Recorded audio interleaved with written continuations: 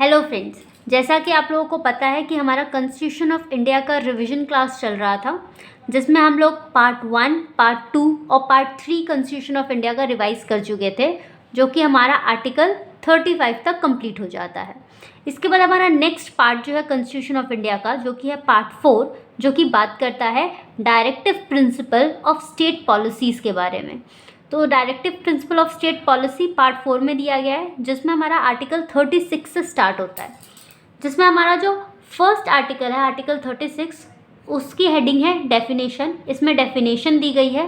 तो डेफिनेशन किसकी दी गई है 36 के अंदर? स्टेट की, जो कि कहाँ दिया हुआ है? आर्टिकल 12 में। और उसके लिए आप लोग अगर मेरा आर्टिकल 12 का जो वीडियो है, डिटेल्ड वीडियो, उसमें देखिएगा तो आपको स्टेट की पूरी डेफिनेशन मिल जाएगी।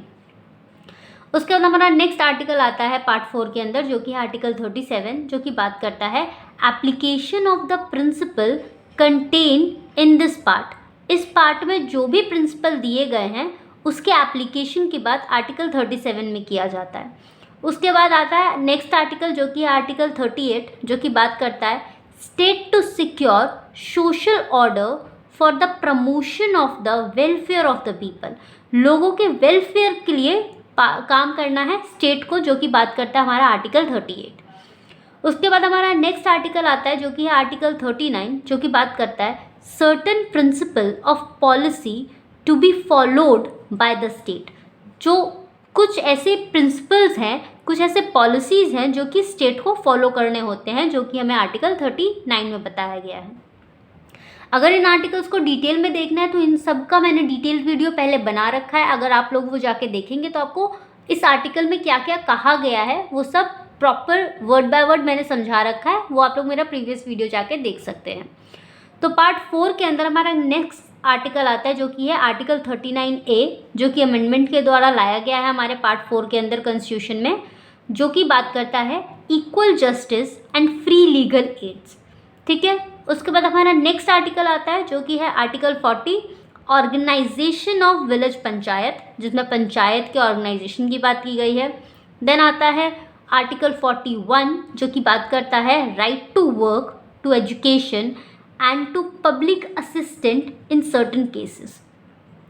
कि कुछ केसेस में जो राइट टू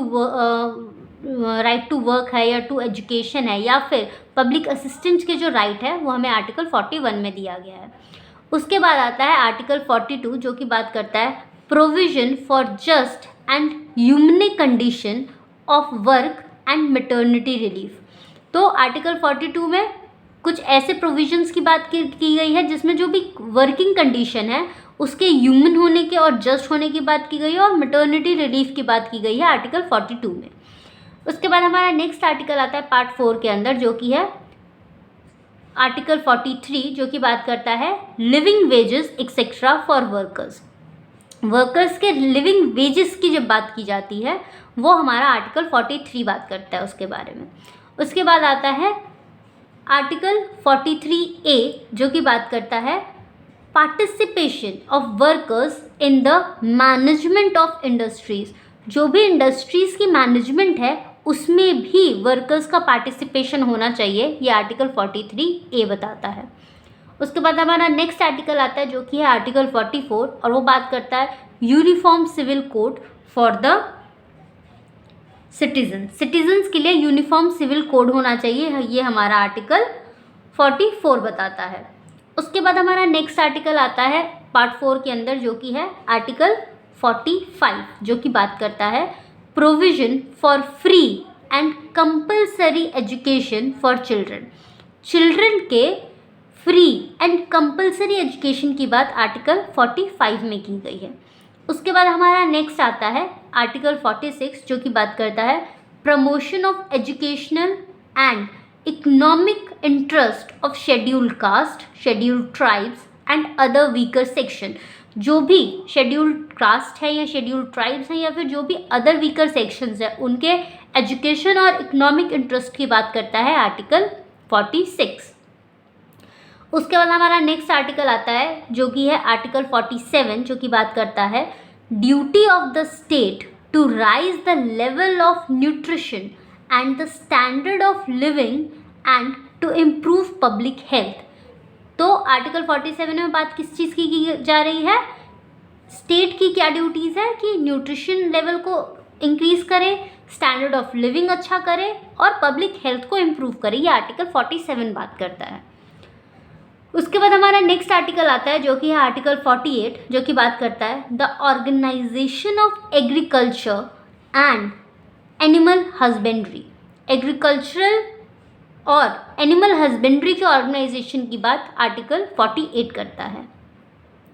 उसके बाद हमारा नेक्स्ट आर्टिकल आता है जो कि है आर्टिकल 48A, जो कि बात करता है protection and improvement of environment and safeguarding of forest and wild life. तो प्रोटेक्शन और इम्प्रूवमेंट ऑफ किसकी? तो एनवायरनमेंट के प्रोटेक्शन और इम्प्रूवमेंट की बात करता है और फॉरेस्ट और वाइल्ड लाइफ के सेफगार्ड की बात करता है आर्टिकल 48A।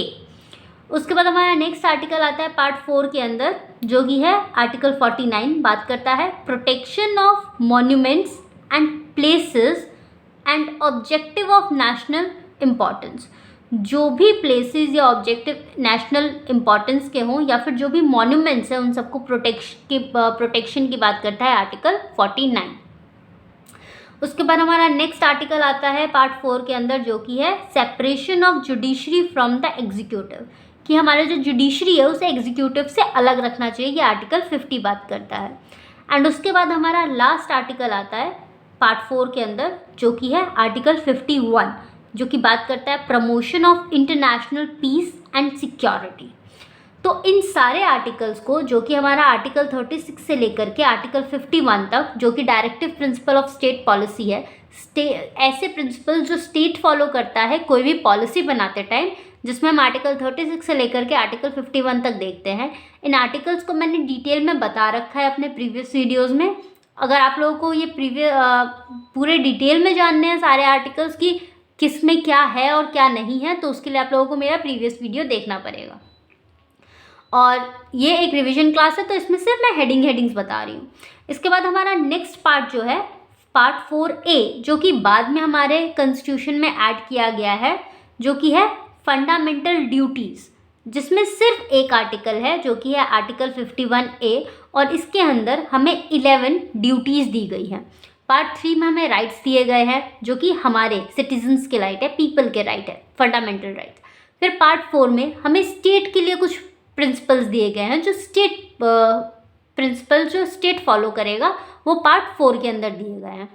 और जब हमें राइट्स मिले हैं, हमारे लिए प्रिंसिपल्स हैं, पॉलिसीज़ बनाई जा रही हैं हमारे लिए, तो पार्ट 4A के अंदर कुछ फंडामेंटल ड्यूटीज़ दी गई हैं जो कि हमारी हैं, जो कि 11 ड्यूटीज़ मैंने अच्छे से डिटेल में डिस्कस कर रखा है। उसके लिए अगर आप लोग मेरा फंडामेंटल ड्यूटीज़ का वीडियो जाकर देखेंगे तो आपको सारे 11 के 11 ड्यूटीज़ पता चल जाएंगे।